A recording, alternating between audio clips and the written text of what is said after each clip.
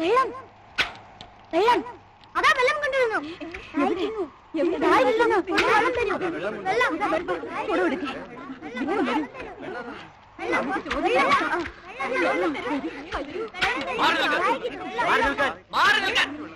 കൊട്ടാരത്തിലേക്കുള്ള വെള്ളമാണ്, പെരുവഴിയിൽ ദാനം ചെയ്യാനുള്ളതല്ല. മാറി നിൽക്കും, മാറി നിൽക്കാൻ.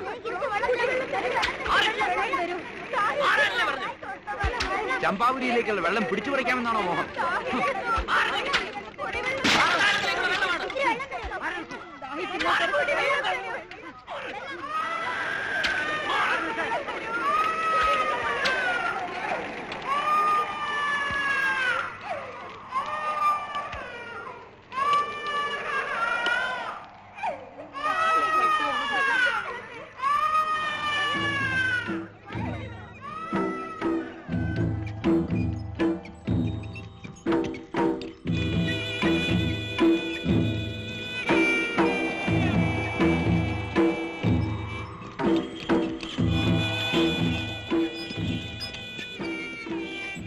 രാജഗുരുവിനോട് വരാൻ പറയൂ.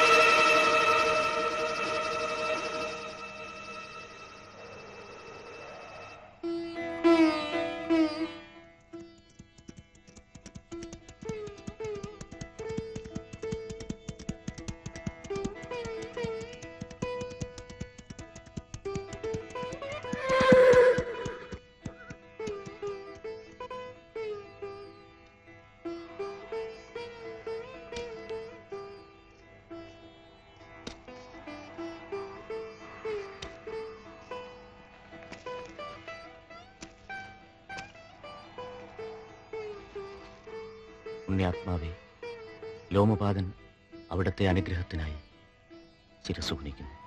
അങ്കേശ്വര മംഗളം.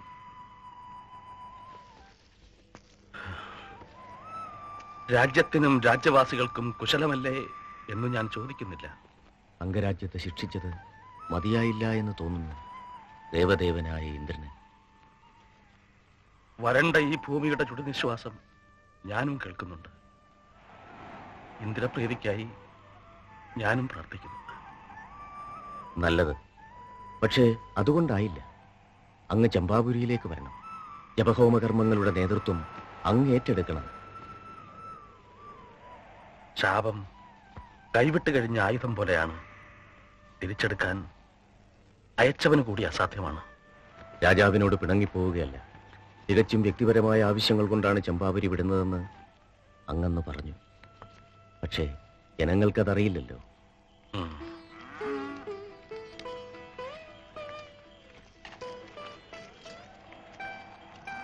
കൗശികി നദിക്ക് ഒരു കൈവഴി വെട്ടുന്ന കാര്യം മുമ്പൊരിക്കൽ അങ്ങ് ചിന്തിച്ചിരുന്നതല്ലേ? അത് വിദേഹരാജൻ ആശ്രിതനായി വിരുന്നു വന്നിരുന്ന കാലത്തല്ലേ.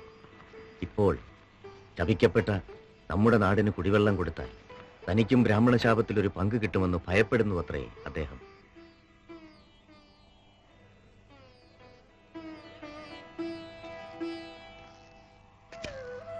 ഇവിടെ വന്ന് താമസിക്കുമ്പോഴും രാജപുരോഹിതന്റെ മുഖ്യധർമ്മങ്ങൾ ഞാൻ പാലിക്കുന്നുണ്ട്. ശാന്തികർമ്മങ്ങൾ, അഥർവവേദ വിഹിതങ്ങൾ എല്ലാം. എന്നെ വിശ്വസിക്കൂ. അംഗരാജ്യ നിവാസികൾക്കും ആ വിശ്വാസമുണ്ടാവട്ടെ. കൂടുതൽ എന്ത് സുഖസൗകര്യങ്ങളാണ് അങ്ങക്ക് ചമ്പാപുരിയിൽ വേണ്ടത്? ആവശ്യപ്പെടാം. ഞാൻ തലസ്ഥാന നഗരം വിട്ടത് കാരണം തികച്ചും വ്യക്തിപരമായിരുന്നുവെന്ന് ഞാൻ ഒരിക്കൽ കൂടി ഉറപ്പു തരുന്നു. ഒരു മാടപ്രാവിനെ പരുന്തിൽ നിന്ന് രക്ഷിക്കാൻ സ്വന്തം മാംസം അറുത്തെടുത്ത് തുലാസിലിട്ട ശിബിയുടെ പാരമ്പര്യമുള്ളതാണത്രേ ഈ രാജവംശം. ഇപ്പോൾ അറിയാം. ഇപ്പോൾ അംഗരാജ്യത്തിലെ ജനങ്ങൾ മുഴുവൻ അങ്ങയെ വെറുക്കുന്നു, ശപിക്കുന്നു. എല്ലാ ശാപങ്ങളും എന്റെ ശിരസിൽ കുന്നുകൂടട്ടെ. പക്ഷേ അംഗരാജ്യത്തിലെ ജനങ്ങൾ, മിണ്ടാപ്രാണികൾ, അവരെന്ത് തെറ്റ് ചെയ്തു? ഇനി ഞാൻ എന്ത് ചെയ്യണം? മന്ത്രദ്രഷ്ടാവായ മഹാബ്രാഹ്മണനായ അങ്ങ് പറഞ്ഞു തരൂ. ഞാൻ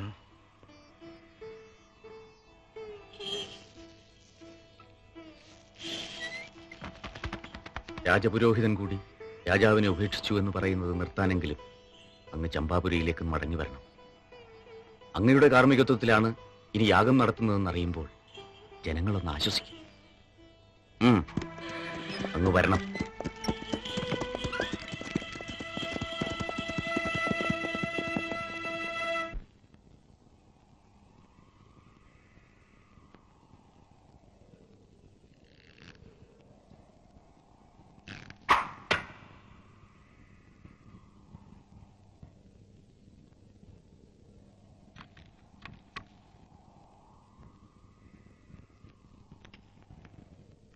ചന്ദ്രാംഗത, ധ്യാനത്തിന് പകരമായിരിക്കും ധനുർവിദ്യ അല്ലേ? ഇതും വേദവിദ്യയിൽ പെടുന്നതല്ലേ അച്ഛാ?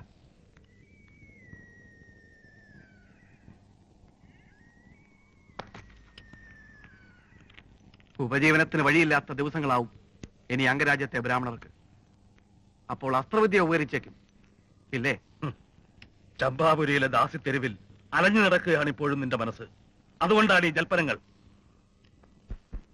മഹാരാജാവ് ഉപദേശം തേടി വന്നതായിരിക്കും.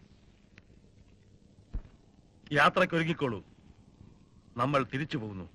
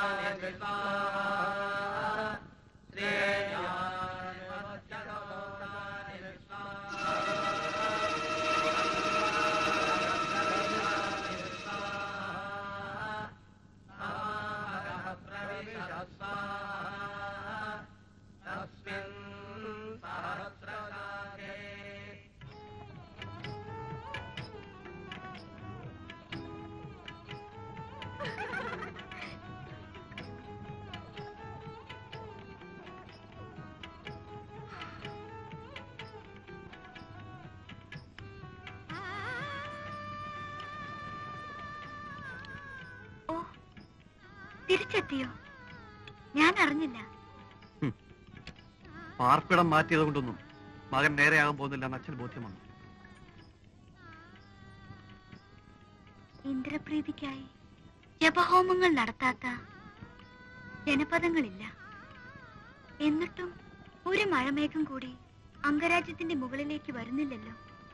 അവിടുത്തെ അച്ഛൻ എന്തു പറഞ്ഞു? അദ്ദേഹത്തിന്റെ വകയായുള്ള ഹവിസും അഗ്നിയിൽ വീഴുന്നുണ്ട്. നടക്കട്ടെ. ശവങ്ങളുടെ ദുർഗന്ധം കുറയാൻ അകൽപ്പുക നല്ലതാണ്. നിൽക്കൂ, ഞാൻ പറഞ്ഞു കഴിഞ്ഞില്ല. ഈ പിൻവാതക്കൽ ഞാൻ ഇത്ര നേരം കാത്തുനിന്നത് തെറ്റ്. മുൻവാതിലൂടെ അകത്ത് വരാമായിരുന്നില്ലേ? മടിശീലയിൽ സ്വർണ്ണ നിഷ്ഠങ്ങളില്ല. അതുകൊണ്ട് വൈശാലിയുടെ അമ്മ എങ്ങനെ സ്വീകരിക്കുമെന്ന് പറയാൻ വയ്യല്ലോ. നാണയം എണ്ണി അനുഗ്രഹം കൊടുക്കുന്നതിൽ പുരോഹിതരും മോശക്കാരല്ല. വരണ്ടുണങ്ങാത്ത നാടുകൾ അംഗരാജ്യത്തിന് പുറത്തുണ്ട്. അതെനിക്കും അറിയാം. എന്റെ കൂടെ വരാൻ തയ്യാറാണോ? ഒളിച്ചോട്ടം എന്തുകൊണ്ട് പാടില്ല? ബ്രാഹ്മണകുമാരൻ കുലമഹിമ മറക്കുന്നു. ലേലം വിളിക്കാൻ ഒത്തുകൂടുന്ന വണിക്കുകളുടെ കൂട്ടത്തിൽ മത്സരിക്കാൻ ഞാനാളല്ല. വധുവായി മകളെ നൽകാൻ ഞാൻ അമ്മയോട് ആവശ്യപ്പെട്ടാലോ? എന്നിട്ട് അച്ഛനെ തൊടാൻ അവകാശമില്ലാത്ത നിന്യ സന്തതികളെ ദാസി പെണ്ണിന് ദാനം ചെയ്യണമായിരിക്കും.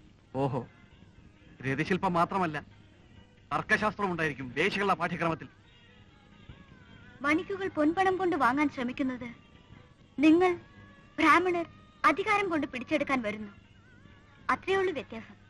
എല്ലാ ബ്രാഹ്മണരെ അടച്ചാക്ഷേപിക്കരുത്. ഏതോ ഒരു ബ്രാഹ്മണനോട് രാജാവ് ദുർമുഖം കാട്ടിയതിന് ഈ രാജ്യത്തെ മുഴുവൻ അടക്കി ശപിച്ചവരല്ലേ നിങ്ങൾ?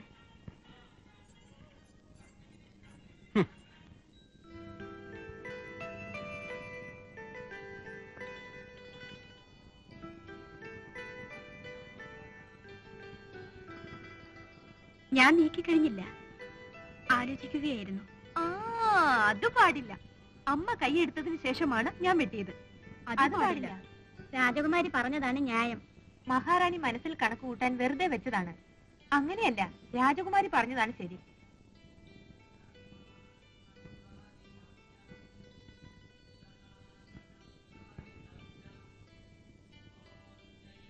ആ, കളി നടക്കട്ടെ.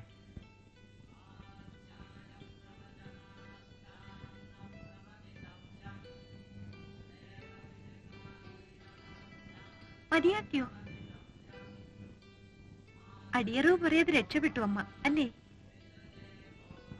അച്ഛൻ അസ്വസ്ഥനാണ് ശാന്തേ. കണ്ടില്ലേ, നീയും നിന്റെ വായാടികളും ഇവിടെ ബഹളം വെക്കണ്ട.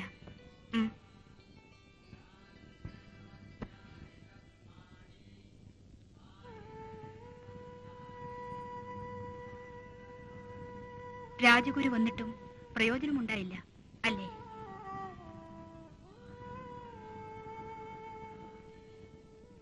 ഉദ്യാനത്തിൽ ഞാൻ ഓമനിച്ചു വളർത്തിയ ശതപത്രങ്ങളെല്ലാം പോയി.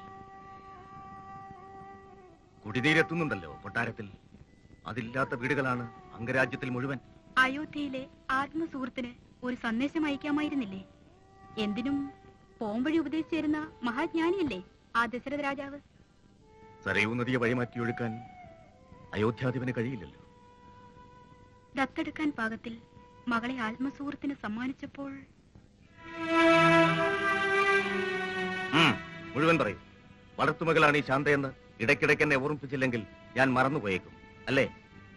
അതല്ല, പൂർവജന്മ സുഹൃതം കൊണ്ട് പ്രസവവേദന അറിയാതെ കിട്ടിയ പുത്രിയായിട്ട് തന്നെയാണ് ശാന്തയെ ഞാൻ വളർത്തുന്നത്.